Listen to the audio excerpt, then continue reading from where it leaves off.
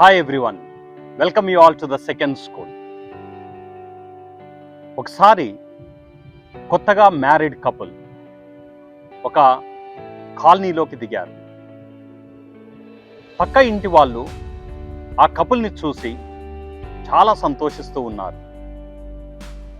అయితే రోజు సాయంత్రం 8 గంటల తర్వాత ఆ ఇంట్లో నుంచి రోజు నవ్వులు వినిపిస్తూ ఉండేవి.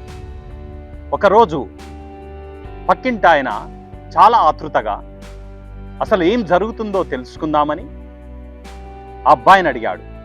బాబు, మీరిద్దరు చాలా సంతోషంగా ఉంటారు, రోజు మీరు కలిసిమెలిసి నవ్వుకుంటూ టైంని స్పెండ్ చేస్తూ ఉన్నారు, అది చాలా బాగా అనిపిస్తుంది మాకు అని అంటాడు. అబ్బాయి ఒక్కసారి ఆశ్చర్యానికి గురై, ఇదేంటి, మేము నవ్వుకోవడం ఏంటి, మాకు రోజు కష్టాలే కదా ఇంట్లో ఉండేవి అని అనుకుంటాడు.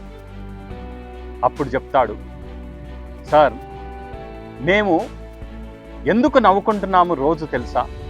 రోజు నేను ఇంటికి రాగానే మా వైఫ్ నన్ను ఏదో ఒక విషయంలో డిస్కషన్లోకి దించుతుంది.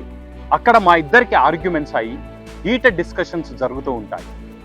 అప్పుడు ఆ హీటెడ్ డిస్కషన్స్లో మా వైఫ్కి కోపం వస్తే చేతికి ఏది దొరికితే దాన్ని తీసుకొని నా మీదికి విసిరేసే అలవాటు ఉంది. సో అలా విసిరేసినప్పుడు అది వచ్చి నాకు తాకిన ప్రతిసారి మా వైఫ్ చాలా నవ్వుతూ ఉంటుంది. కానీ నేను తప్పించుకున్న ప్రతిసారి నేను నవ్వుతూ ఉంటాను. ఆ విధంగా మేమిద్దరము ఇంట్లో నవ్వుకుంటూనే ఉంటాం అని చెప్తాడు.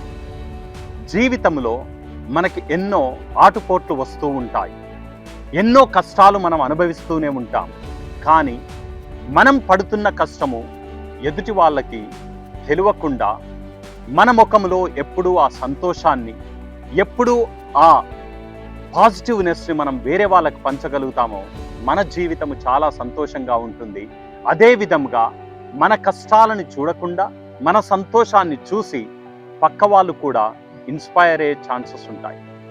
నెగటివిటీ కెన్ స్ప్రెడ్ ఫాస్టర్, కానీ పాజిటివ్ మైండ్ తోటి ఉన్నప్పుడు మనం చేసే ప్రతి ఆలోచన కూడా, మనం చేసే ప్రతి యాక్షన్ కూడా ఎదుటివాన్ని ఇన్స్పైర్ చేయగలిగేలా ఉంటే ఈ లోకంలో చాలా సంతోషాన్ని నింపగలుగుతాం.